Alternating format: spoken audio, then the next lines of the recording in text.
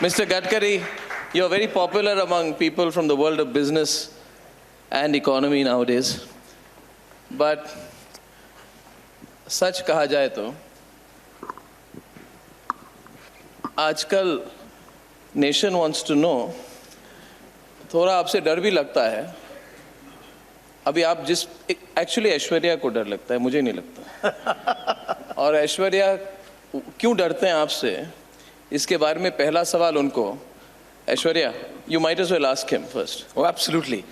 गडकरी जी, आजकल जब बात होती है ना, बड़े बड़े लोगों से बात कीजिए या आम आदमी से भी, तो लोग कहते हैं दो लोगों के पास जाने का मन भी बहुत करता है लेकिन डर लगता है. एक है यूएस में एलॉन मस्क, उसके पास जाओ तो वो सबको पकड़ के रॉकेट में डालता है, बोले चलो मार्स. दूसरा आपके पास, कि आपके पास आए तो बोले कौन सी गाड़ी है, गाड़ी ला, ले बैटरी पैक ले चल. नहीं, मैं इसलिए कह रहा हूँ सर, क्योंकि आज हम यहाँ बैठे हैं, कल दिल्ली में कर दिया है, ना आपकी गाड़ी चलेगी, ना मेरी, और ना ही अर्नब गोस्वामी. कल दिल्ली में कोई गाड़ी चलेगी नहीं सर. कल कह रहे हैं कि ईवी लाओ सर, ना आप अभी ईवी पे हैं, ना मैं और ना अर्नब. आप चाहते हो, आप जो आपसे पूछता है आप कहता है 6 महीने में तुम्हारे पास ईवी होगी. सर है नहीं, कैसे होगा सर? देखिए, ईवी तो होगी, पर अब तो ग्रीन हाइड्रोजन की बात करो. ज़्यादा से ज़्यादा दिसंबर एंड के पहले मैं एक पायलट प्रोजेक्ट में हाइड्रोजन की कार खुद यहाँ आ गई हुई, दिल्ली आ गई है, और उसको मुझे ग्रीन हाइड्रोजन मिलेगा, और मैं उसको पायलट प्रोजेक्ट टेस्टिंग के लिए खुद उसमें चलाने वाला हूँ. आप चलाएंगे? हाँ, मैं चलाने वाला नहीं, मैं उस गाड़ी में बैठने वाला हूँ, मैं भी चला सकता हूँ. तो मैं ये बात इसलिए कहना चाहता हूँ कि आप जितना सोच रहे हैं उससे कई गुना ज़्यादा गति से परिस्थितियाँ बदल रही है. इसका कारण, अगर आपकी पेट्रोल की कार है तो पर किलोमीटर 10 रुपये लगता है जी, डीजल के लिए 7 रुपये लगता है, तो इलेक्ट्रिक के लिए 1 रुपया लगता है. अभी जो आपकी बसेस हैं, जो देखो, आपको मैं बता दूँ, ये इकोनॉमिक्स आपके द्वारा लोगों तक जाएगा तो बहुत फ़ायदा होगा.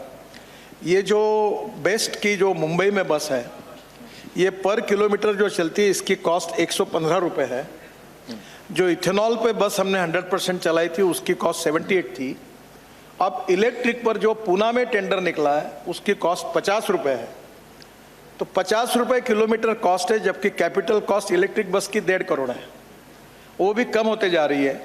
तो आने वाले समय में मैं आपको बताता हूँ, मेरी बात को आप बिल्कुल ध्यान में रखिए कि इसकी मार्केटिंग करने की ज़रूरत ही नहीं है. ये जो स्टेट ट्रांसपोर्ट है, अभी एक कंपनी इलेक्ट्रिक बसेस वाली, उन्होंने केवल सिटी बस नहीं, अब उन्होंने लग्जरी बसेस जैसी बड़ी बड़ी होती है ना, वो 40-45 सीटों की, वैसी इलेक्ट्रिक पर बसेस बनाई है. जैसे दिल्ली से लुधियाना, दिल्ली से जालंधर, दिल्ली से चंडीगढ़, दिल्ली से देहरादून.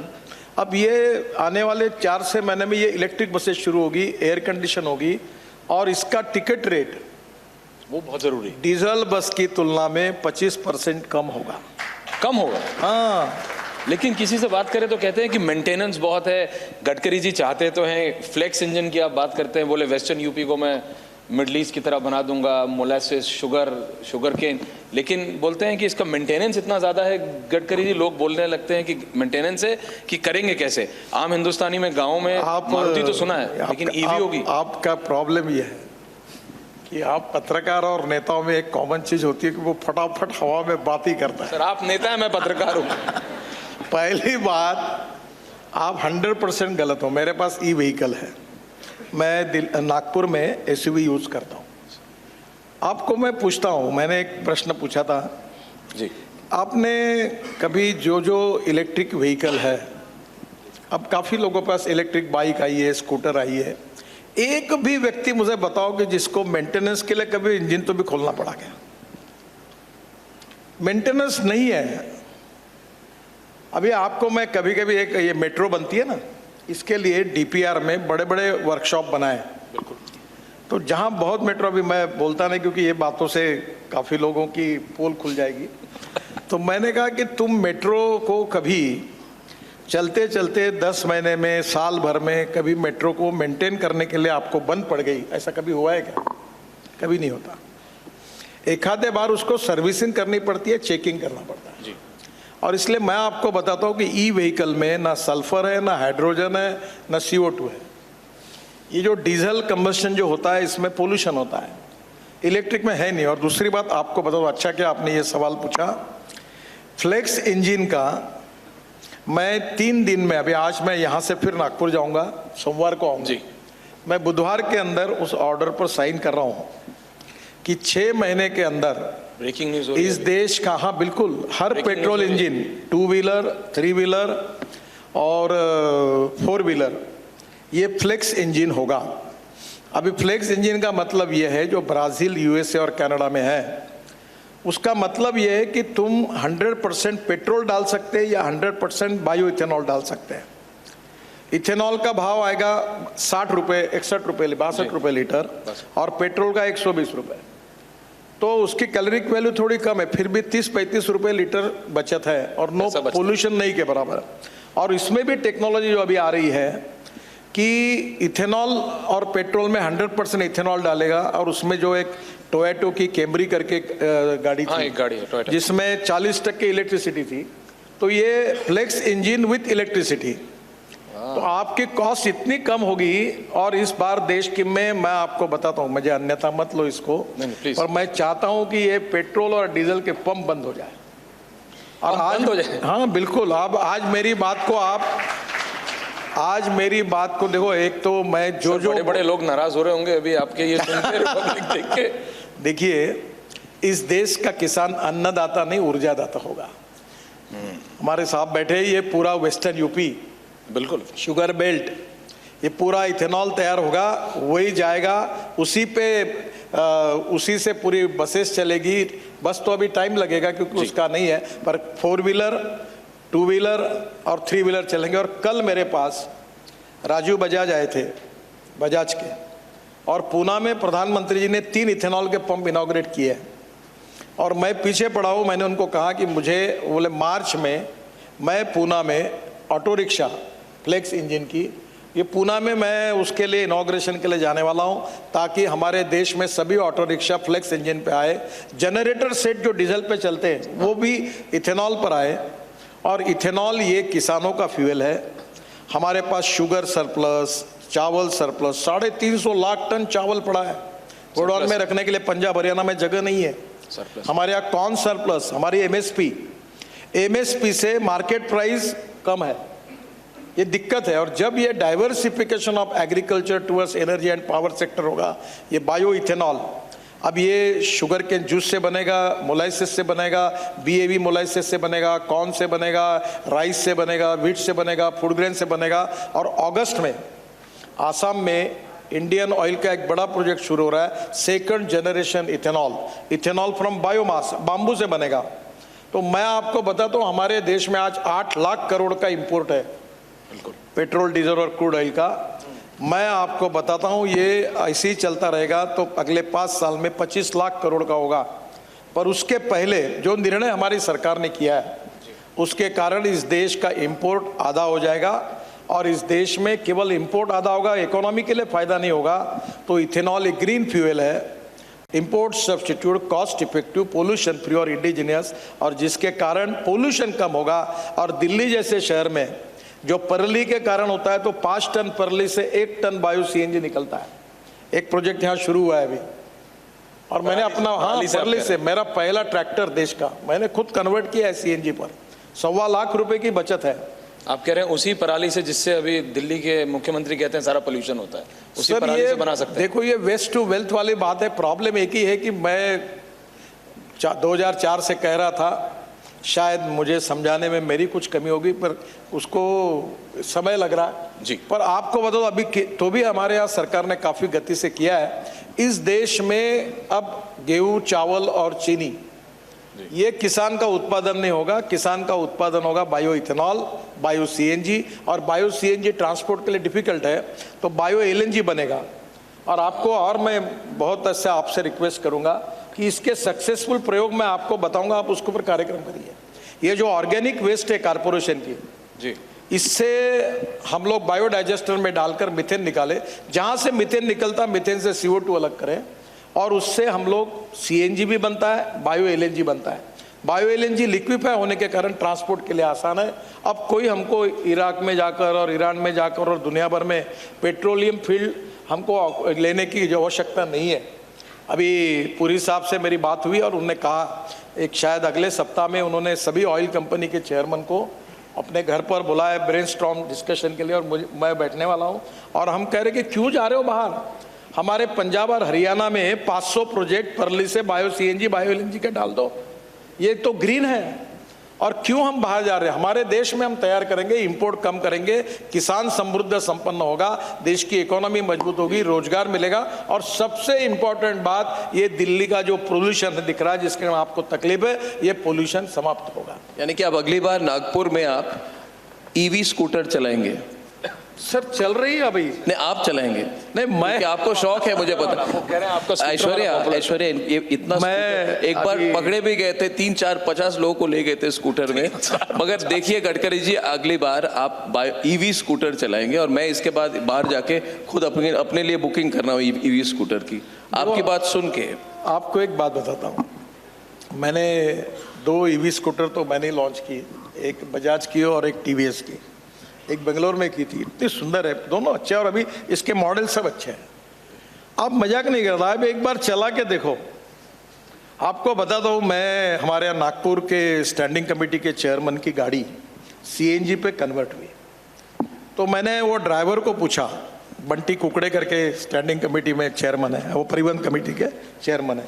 तो ड्राइवर जो अनपढ़ आदमी, उसने मुझे जवाब दिया, साहब बोले ये गाड़ी मक्खन जैसी चल रही है, यानी डीजल ये वर्स्ट फ्यूल है, हजार्डस है। और इसलिए आप अभी बड़े प्रमाण पर ये रिवॉल्यूशन होगा, और मुझे लगता है कि इससे सबसे इंपॉर्टेंट चीज है कि प्रदूषण कम होगा। और ये वेस्ट टू वेल्थ वाला इसका एक दो सवाल है।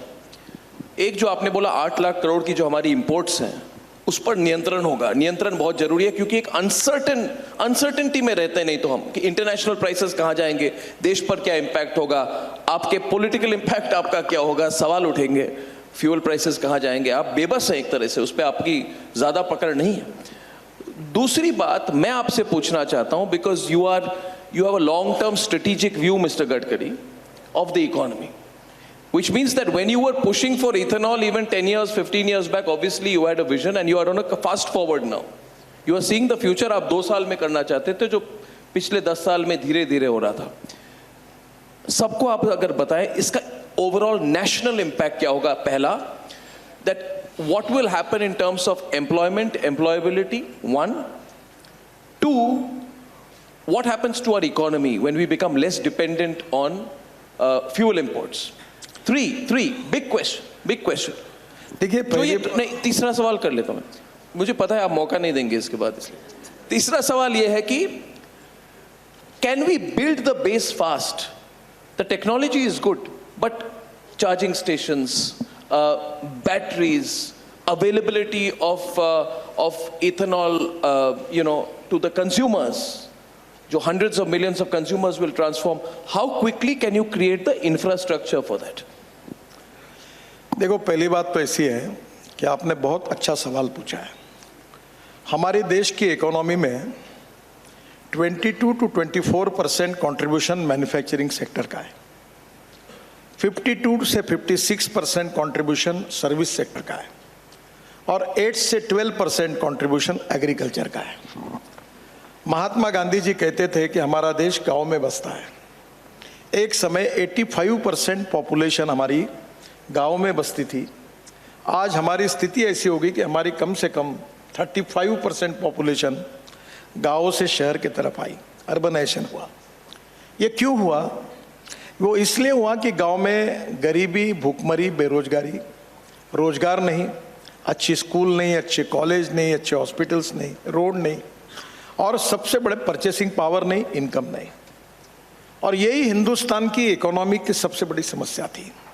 मैं जो बात कह रहा हूँ ये बिल्कुल आपने सही कहा कि इसके बाद एग्रीकल्चर ग्रोथ रेट, जिस दिन diversification of agriculture towards energy and power sector बनेगा, जिस दिन हमारा किसान अन्नदाता नहीं ऊर्जादाता बनेगा, उस दिन हमारा एग्रीकल्चर ग्रोथ रेट कम से कम 16 to 20% बढ़ेगा। ये इसलिए बढ़ेगा, इसलिए मैं आपको कहना चाहता हूँ हमारे पास जंगल है, rice straw, wheat straw, cotton straw, bagasse, ये सब हम जला देते, परली जला देते हैं। अब इसमें से हम लोग ऊर्जा तैयार करेंगे, और ये सब प्रूवन है। और इसके साथ साथ गेहूँ, चावल, इसका सरप्लस प्रोडक्ट्स है जो मैंने आपको कहा। और हमारी समस्या ऐसी है कि ब्राज़ील में शुगर का भाव 22 रुपये किलो और हमारे देश में 32 रुपये किलो। हम शुगर केन की प्राइस बढ़ाते जा रहे हैं और हम एक्सपोर्ट नहीं, यही केवल पहला साल है कि जब शुगर एक्सपोर्ट हो रही, क्योंकि ब्राज़ील में ड्रॉट है और वर्ल्ड में अब हमारी शुगर जाने लगी तो थोड़ा इस बार राहत मिली है। तो मैं आपको पहली बात आपको कहूँगा कि ये जो हम 5 साल के बाद 25 लाख करोड़ का जो इंपोर्ट है ये कम करेंगे। ये केवल इथेनॉल पे नहीं कम करेंगे। मैं आपको और एक बात बता रहा हूँ, मैं 7 साल पहले नागपुर में हमारी मेयर को बुलाकर और कमिश्नर को मैंने बुलाया कि ये जो टॉयलेट का पानी है हमारे पास, ये JNRUM में हम योजना करेंगे और ये पानी रिसाइकलिंग करके हम इसको बेचेंगे। तो ये टॉयलेट का पानी बेचेंगे तो हमको पैसा मिलेगा। तो हमारा मेयर उस समय अनिल सोले करके MSc मैथमेटिक्स, अच्छा मेरिट का स्टूडेंट था, होशियार था, वो हंसने लगा और बोला नितिन जी तुम कम से फंडे लाते हो, ये कहाँ संभव है, कुछ भी बोलते हो आप। मैंने बोला अनिल मेरे पर विश्वास रखो, वी विल ट्राई। और आज मैं हमारे शहर का टॉयलेट का पानी बेचता हूँ रिसाइकलिंग करके। कैन यू इमेजिन कितना पैसा मिलता है हमको? 325 करोड़ रुपए मिल रहे हैं हमको। टॉयलेट का सीवेज वाटर हम महाराष्ट्र सरकार को पावर जनरेशन के लिए देते हैं 325 करोड़। अभी मैंने कमिश्नर को बुलाया, मैंने बोला हम दुनिया के पहले जाए, उस पानी फ्री ऑफ चार्ज अवेलेबल है और जो कचरे का जहाँ डंप बना हुआ था उसमें अब सेग्रीगेट करके ऑर्गेनिक कचरा भी अलग किया है। हमारे पास 9 बायोडाइजेस्टर है। मैंने कहा इसमें मीथेन निकलेगा इसमें से, गंदे पानी से, और जो केमिस्ट्री समझते वो मेरी बात को तुरंत समझ जाएंगे। ऑर्गेनिक वेस्ट डाल के और उसमें बायोमास डालकर उससे भी हम लोग 35 टन CNG LNG बनाने की बात कर रहे हैं। आगे और एक बात हो रही है जिसके लिए आपकी मदद चाहिए कि पानी फ्री ऑफ चार्ज हो गया, पावर जो होगी वो सोलर पावर होगी 2 रुपये यूनिट से कम, इलेक्ट्रोलाइजर देश में बन रहे हैं, टेक्नोलॉजी आ रही है। हमारा देश एक अभी इसके बाद हमारा ड्रीम है कि हम ऊर्जा, यानी ये पेट्रोल, डीजल और गैस हम इंपोर्ट कर रहे थे, आने वाले समय में हमारा देश ग्रीन हाइड्रोजन को एक्सपोर्ट करने वाला देश होगा। और green hydrogen steel industry, cement industry, सब जगह ये हम कोल इंपोर्ट करते हैं, कुकिंग कोल। अब हमारी सब इंडस्ट्रीज ग्रीन हाइड्रोजन पे जाएगी और ग्रीन हाइड्रोजन जो होगा उसमें सबसे बड़ा पावर कॉस्ट है। अगर 2 रुपये यूनिट से सस्ती अगर पावर होगी और पानी फुकट में होगा। चेन्नई IIT ने क्या किया, समुद्र में पानी था फुकट और वही सोलर पैनल लगाए और वहीं से ग्रीन हाइड्रोजन तैयार किया। मेरे अंदाज से इसकी कीमत आएगी 50 रुपये किलो और फिर पूरे दुनिया में हम ग्रीन हाइड्रोजन एक्सपोर्ट करने वाला देश बनेंगे। अभी 3000 करोड़ हाइड्रोजन मिशन बनाए और मैं आपको तो हिंदुस्तान के startup, engineers, IITs, DRDO, ISRO सब काम कर रहे हैं। मैंने सबको कोऑर्डिनेट किया था और आने वाले समय में इतना बड़ा रिवोल्यूशन होगा कि ये 25 लाख करोड़ के इंपोर्ट के बजाय, जो बात आपने पूछी है बहुत इंपॉर्टेंट है जी, ये इंपोर्ट के बजाय अगर इसमें से 15 से 16 लाख करोड़ भी जी एग्रीकल्चर और रूरल इकोनॉमी में जाएंगी तो कितने जॉब्स क्रिएट होंगे, कितना ग्रोथ रेट बढ़ेगा, पर कैपिटा इनकम बढ़ेगा, सोशियो इकोनॉमिक इम्पैक्ट कितना होगा। और मैं आपको एक बात नम्रतापूर्वक कह रहा हूँ जी कि मैं सपने दिखाने वाला नेता नहीं हूँ। मैं खुले रूप से नम्रतापूर्वक मीडिया के मित्रों को कभी पूछता हूँ कि मेरे लाइफ में मैंने बंडल मार दी, झूठ बोल दिया, कोई तुम्हारे पास बात होगी तो आप निकाल दो और ब्रेकिंग न्यूज़ लगाओ। मैं जो बोलता हूँ 100% होगा। और आपको बताता हूँ ये जो इकोनॉमी है हमारी, अब इसमें आप इम्पैक्ट लगा लो कि अगर 15 लाख करोड़ का अगर इंपोर्ट कम होगा जी तो इंडियन इकोनॉमी में उसका इम्पैक्ट क्या होगा, कोई भी आपको बताएगा कि कितना ह्यूज ट्रांसफॉर्मेशन होगा। एक आखिरी आपका सवाल जो रहा जी कि ये चार्जिंग स्टेशन का, ये देखो चार्जिंग स्टेशन में तो अभी जितने मॉडल स्कूटर, कार वाले हैं उनके साथ चार्जर है। मेरे यहाँ एक जोक हुआ, मैं एक 7-8 महीने से इलेक्ट्रिक SUV यूज़ करता हूँ, तो मुझे वो चार्जर दे दिया तो मेरे पार्किंग में वो लगा दिया। अब मैं 7-8 महीने गाड़ी भी चलाता, गाड़ी उसी में घूमता हूँ नागपुर में, तो मुझे बाद में पता चला कि वो चार्जर उसने जनरल मीटर में लगा दिया था, तो मुझे फुकट में बिजली, मुझे पता मिला ऐसा मत करो। तो पहली बात तो ऐसी है कि हर चीज़ आप रात को चार्ज कर सकते हो और बिजनेसमैन कितने होशियार है स्टार्टअप। कल मैंने एक स्कूटर देखी, दिल्ली वालों ने तैयार की, उसका रेंज है 70 किलोमीटर केवल तो कॉस्ट कम हुई, उसकी स्पीड है मैक्सिमम 45 किलोमीटर। तो अब क्या होगा, 70,000 रुपये की स्कूटर है वो इलेक्ट्रिक। अब कोई नर्स है, कोई कंपाउंडर है, कोई होटल में यहाँ से घर से आना और जाना रोज 30-40 किलोमीटर, तो उसको ये बहुत काम किया। अब ये दूसरी स्कूटर इससे दुगने प्राइस में बढ़ी, क्योंकि उसके चार्ज ज़्यादा होते हैं, तो लोगों ने ये भी निकाल दिया। और आपको और एक अच्छी बात बताता हूँ कि ये जो ई बाइसिकल है, इसकी इकोनॉमी 3 लाख करोड़ की है। हाँ, और इसमें चाइना का शेयर 70-75% है। हमारे जो हीरो वाले हैं मुंजाल, इनके प्लान का मैंने लुधियाना में अभी लॉन्च इनॉग्रेशन किया और उन्होंने बहुत अच्छा काम किया। अब इस इंडियन लोगों को इस बातों को आप जरूर पकाएं। उन्होंने लंदन में एक बड़ा रिसर्च इंस्टीट्यूट तैयार किया प्रोडक्ट डिजाइनिंग का, और वर्ल्ड की बाइसिकल का पूरा ये करके इतना सुंदर ई बाइसिकल बनाई है कि अब वो ई बाइसिकल भी चलेगी। और मैं विश्वास रखता हूँ कि अगले आने वाले 5 साल में वर्ल्ड के मार्केट शेयर में 50% हिंदुस्तान का होगा। इतनी अच्छी बाइसिकल हमने बनाई है। तो आज एक प्रकार से हमारे देश में जो रिवोल्यूशन हो रहा है, उसमें निश्चित रूप से we are the fastest growing economy, और हमारा इंपोर्ट कम होगा, एक्सपोर्ट बढ़ेगा, रोजगार मिलेगा और हमारी ग्रोथ रेट भी बढ़ेगी। एंटरप्रेन्योरशिप है हमारे पास और अनलीश भी कर रहे हैं आप। यस। और मैं ये सवाल नहीं करूंगा कि आप कर सकते हैं, संभव है नहीं है, क्योंकि मैं भी मानता हूं अगर कोई आदमी कुछ सोच ले तो वो संभव हो जाता है, अगर पैशन हो और विजन हो। मगर मैं चैलेंजेस के बारे में जानना चाहता हूं, और सबसे मैं चाहता हूं, आज गडकरी जी आप हमेशा ये कहते हैं ये होगा, ये होने वाला है, और जितने लोग बैठे हुए हैं आज विजुअलाइज कर रहे हैं कि आप जो कह रहे हैं अगर ये हो जाए तो कंट्री विल ट्रांसफॉर्म। सब चाहते हैं, सिनिसिज्म नहीं है, मैं ये क्लियर कर दूं। Are we cynical? We are not cynical, right, about the future. We want it to happen. Do we want it to happen? Absolutely. Yeah, absolutely. So this is a positive energy. But we also want to know the practical challenge. We want our country to be a 5 trillion economy. Why 5? We want it to be a 10 trillion economy. मैं तो कहता हूँ digital economy is being pegged at 300 billion after a few years. मैं कह रहा हूँ it could be a 1 trillion economy. But अभी बात हो रही थी चैलेंजेस ऑफ कैपिटल को लेके। रजनीश कुमार जी इधर है, स्टेट बैंक ऑफ इंडिया के चेयरमैन रह चुके हैं। जो सर्कमस्टेंसेस हुई हैं, एक्सेस टू कैपिटल, जो कैपिटल इन्वेस्टमेंट आपको चाहिए, it's not in billions, it's in trillions and many trillions. You are a master of public-private partnership. The government believes in public-private partnership, but investment at this scale, this is required. जो कोई कहे 100 trillion, do we have the capacity to bring in that level of investment in our infrastructure sector? Does that worry you? Besides this, इसको छोड़ के, what are your and the government and the country's biggest challenges, Mr. Gadkari, in building the infrastructure that we need to scale up to China's level? देखिए, सबसे पहली बात है कि आपकी सही बात है कि चैलेंजेस हैं। अभी सेमीकंडक्टर के शॉर्टेज है। ई व्हीकल के मैन्युफैक्चरिंग में सबसे बड़ा प्रॉब्लम सेमीकंडक्टर का बहुत बड़ा शॉर्टेज है। Everyone is facing the problem. दूसरी बात, कभी कभी मुझे इस बात का दुख भी होता है कहते हुए, हमारे देश में कॉपर है, हम कॉपर इंपोर्ट कर रहे हैं। हमारे देश में आयरन ओर है, हालत ख़राब है, हम शॉर्टेज में हैं। हमारे देश में एल्यूमिनियम है, एल्यूमिनियम इंपोर्ट कर रहे हैं।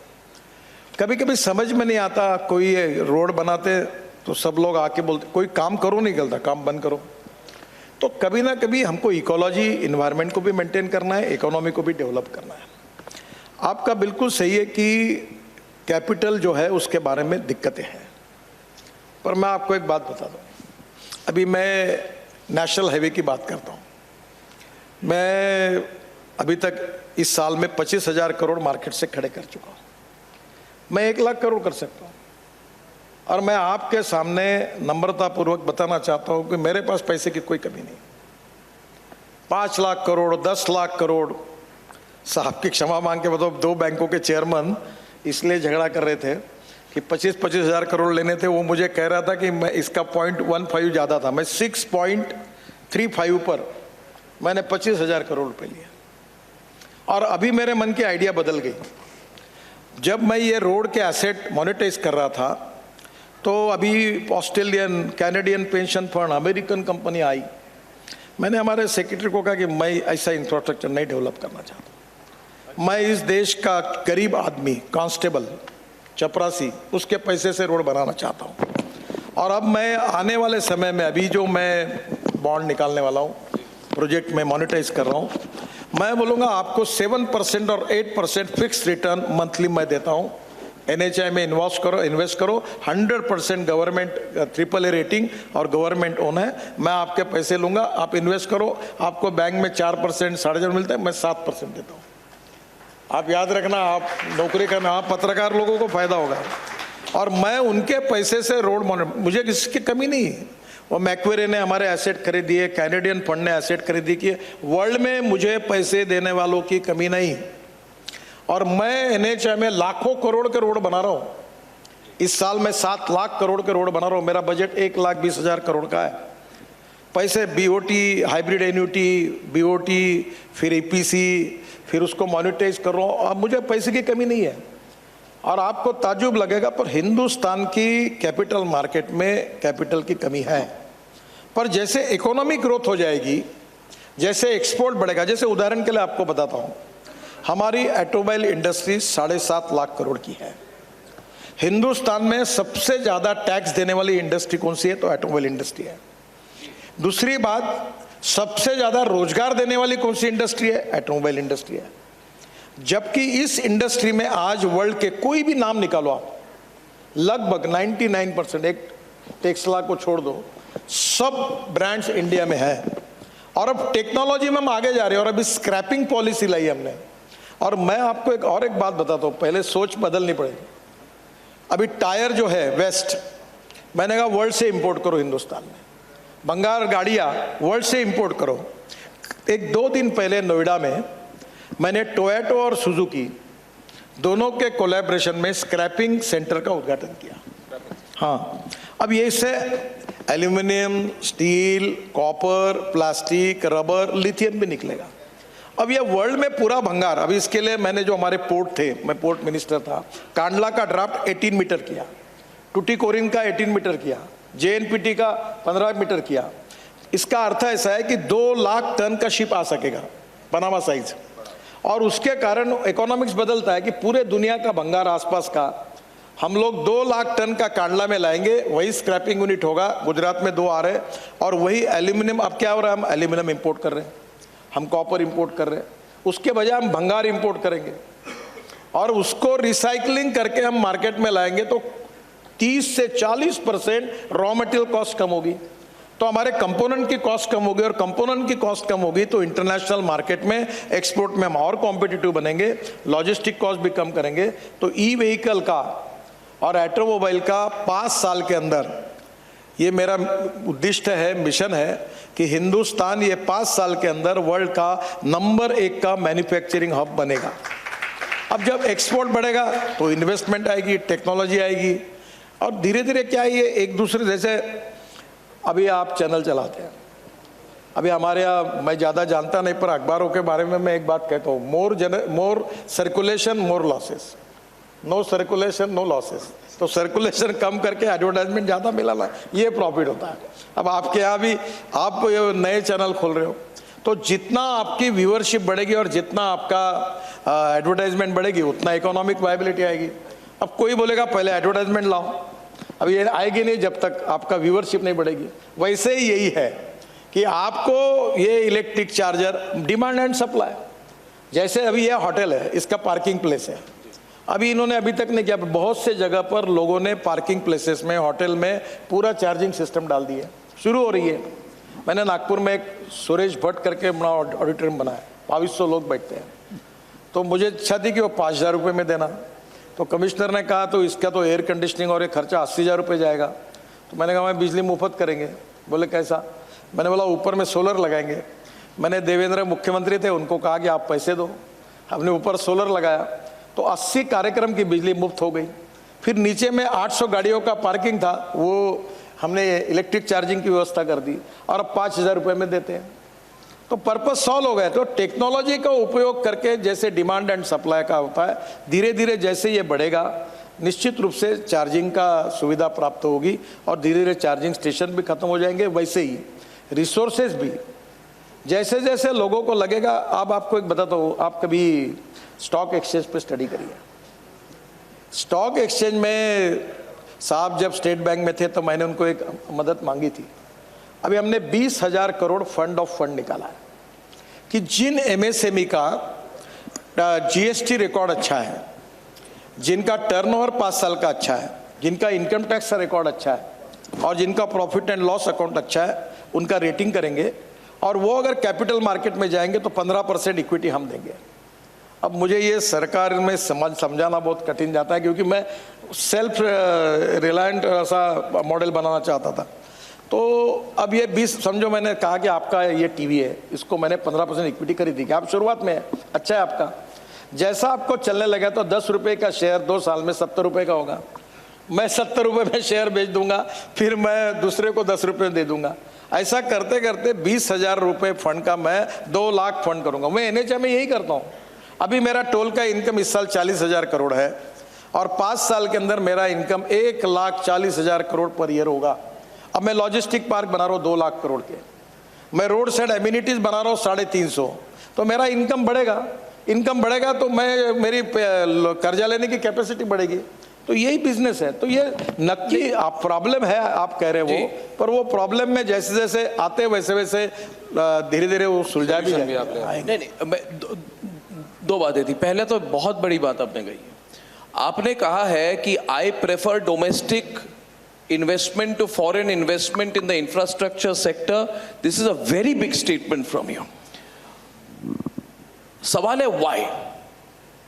Do you not trust foreign investors as much as you trust domestic investment? A. B. आपने कहा capital is available. Capital is available. आप देखिए stock markets में the kind of valuations at which people are investing. Capital is available. You want to bring that capital into not just the stock market. You are saying let the people of this country invest in the infrastructure of this country. So it becomes a national mission. इसको national mission कैसे बनाया जाए?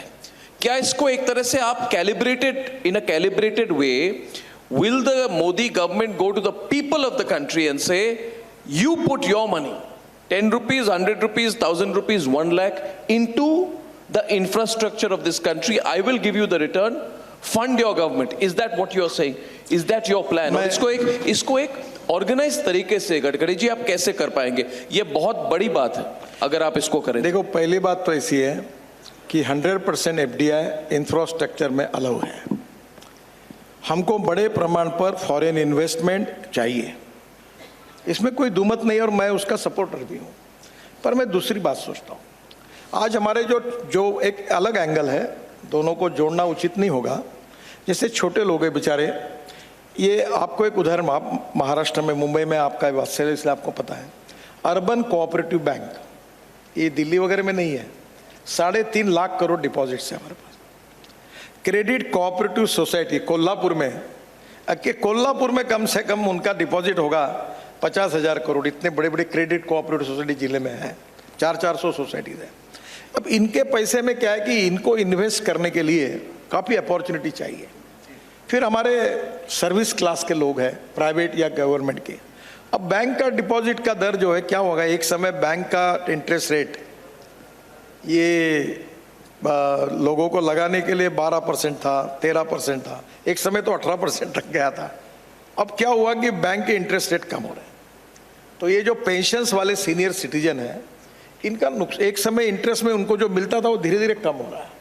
तो उन लोगों को protect करने के लिए, उनको अच्छे रिटर्न्स देने के लिए, अपने देश के लोगों का फायदा हो और गरीब लोगों का फायदा हो, इसलिए मैंने कहा कि मैं ऐसे कुछ मॉडल बनाऊंगा कि जिसमें ये जो पेंशन्स छोटे छोटे लोग जो है ये अपनी इन्वेस्टमेंट करें, इनको मंथली रिटर्न मिले।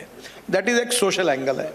रहा तक इस देश की इंफ्रास्ट्रक्चर में इतने बड़े प्रमाण पर टेक्नोलॉजी आ रही, अनेक प्रकार के बड़े बड़े प्रोजेक्ट्स आ रहे हैं, तो निश्चित रूप से इस देश में इतना कैपिटल नहीं है कि हम ये सब कर पाए। पोर्ट्स बना रहे, बड़े बड़े रेलवे स्टेशन बना रहे हैं, मेट्रो आ रही। अभी मेट्रो का कहाँ करेंगे?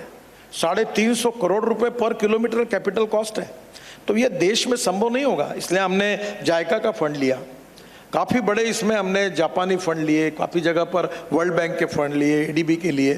ये लेना चाहिए, इसको स्वागत आ रहा है। पर इस होटल में जो वेटर काम कर रहा है या पुलिस कांस्टेबल है, सुरक्षा कर्मी है, जिसको 15,000 रुपये तनख्वाह मिलता है, जो 1,000-1,500 रुपये का सेविंग करके बैंक में डिपॉजिट करता है, उसको डिपॉजिट में ब्याज कितना मिल रहा है? तो मैं ये सोच रहा हूँ कि मेरे इंफ्रास्ट्रक्चर में उसका हाथभार भी लगे और उसका कल्याण हो। तो मैं उस प्रकार का मॉडल अब तैयार कर रहा हूँ कि उसके तरफ से भी पैसे लेकर मैं इसको मिनिमम 7%, 8% रिटर्न उसको जो मिल रहा है उससे 2 से 3% ज्यादा दूंगा, ताकि उसका भी फायदा हो, ताकि उसके पास पैसा जाएगा, उसकी परचेसिंग पावर बढ़ेगी, तो वो मल्टीप्लाई होगा। इसमें कोई दो राय नहीं है। I think it's a national project. I think all of us, all Indians should contribute, not to get assured income, but to contribute to the growth of this country. Thank you. 1.3 billion people should be supporting this project. Gadkari ji, last question. What is your dream project in सब में से? What is the dream project? So, अब देखिए, a lot of people will be watching this answer because when you have to choose one, आप अभी सोच रहे हैं मैं कौन सा बोलूं?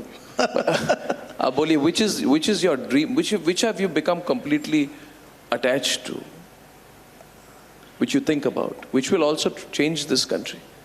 देखिए, मैं जब महाराष्ट्र में मंत्री था तो मैं Mumbai Pune express highway, Worli Bandra sea link project और 55 फ्लाईओवर्स वो बना रहा था। तो नेचुरली मैं कहता था कि ये मेरा ड्रीम प्रोजेक्ट है। पर अभी मैं 22 ग्रीन एक्सप्रेस हाईवे बना रहा हूँ। अगले बार तो मैं 2 साल के अंदर दिल्ली वालों को बताऊंगा, दिल्ली से देहरादून 2 घंटा, दिल्ली से हरिद्वार 2 घंटा, दिल्ली से चंडीगढ़ 2 घंटा, दिल्ली से जयपुर 2 घंटा, और दिल्ली से श्रीनगर 7.5 घंटा, और दिल्ली से कटरा 6 घंटा, 100%। दिल्ली से मुंबई 12 घंटा। और ये इतने प्रोजेक्ट, अभी मैं मानस सरोवर का प्रोजेक्ट बना रहा हूँ, 80% काम पूरा हुआ, मेरा ड्रीम प्रोजेक्ट है। ये पिथौरागढ़ से नेपाल और चाइना से वहाँ तक 80% काम पूरा हुआ, -8 डिग्री टेम्परेचर है। हमारे लोग वहाँ काम कर रहे हैं, मेहनत कर रहे हैं। और दूसरा ये जम्मू कश्मीर में मैं इतनी, आपको एक जरूर रिक्वेस्ट करूँगा, आप जोजिला टनल देखने के लिए जाइए। और ये आशिया की सबसे बड़ी टनल है और उसमें 13.5 किलोमीटर की है। और वहाँ जाने के बाद मैं पहली बार गया था, ये गुलमर्ग से, श्रीनगर से गुलमर्ग के बाद सोनबर्ग, इतना सुंदर एरिया है। और कल मैं जम्मू में था परसों, तो मैंने एलजी को कहा कि हम यहाँ स्विट्ज़रलैंड बनाए, स्विट्ज़रलैंड से अच्छा बनाए। और आपको बताता हूँ, वो झेड़मोर टनल अब पूरी हो गई उसके बाजू में। फिर मैं मनाली से, यानी जो रोहतांग पास है, जो अटल टनल बनी है, उसके बाद 4 टनल बना रहा हूँ, ताकि मनाली से लद्दाख लेह, लद्दाख लेह से जोजिला से अंदर आकर, फिर झेड़मोर से आकर श्रीनगर, श्रीनगर से वापस जम्मू के तरफ आते हुए दिल्ली मुंबई, ये दिल्ली अमृतसर और कटरा वाला हाईवे, वहाँ से आए तो मुंबई, और मुंबई जाने के पहले सूरत से पलटकर वहाँ से एक नया हाईवे बना रहा हूँ, जो डायरेक्ट चेन्नई बेंगलोर, यानी सूरत से नासिक, नासिक से अहमदनगर, वहाँ से सोलापुर, यानी मुंबई पुणे जाने की ज़रूरत नहीं, वहाँ से डायरेक्ट हैदराबाद, बेंगलोर, मंगलोर और कोचीन। तो अब ये पूरा कश्मीर से कन्याकुमारी तक, ये मेरा एक ड्रीम है कि जो लद्दाख लेह से शुरू होगा तो कन्याकुमारी तक कोई आदमी निकले तो कम से कम 100 किलोमीटर के कम स्पीड से नहीं, पूरा कन्याकुमारी तक पहुंच जाए। और वो करने की इच्छा है। मुझे लगता है 2 साल के अंदर इसके परिणाम निकल जाएंगे। Mr. Gadkari, on a personal note, one thing I want to say, here is a person who is really excited about what he is doing. And I want to tell you, we are excited about what you are doing. Mr. Gadkari, we are all excited. May we all be successful. Round of applause. Thank you. Fantastic. Mr. Gadkari, thank you very much. Thank you. On behalf of the Republic Network and everyone watching this today. Thank you. Thank you. Thank you for coming today. Thank you.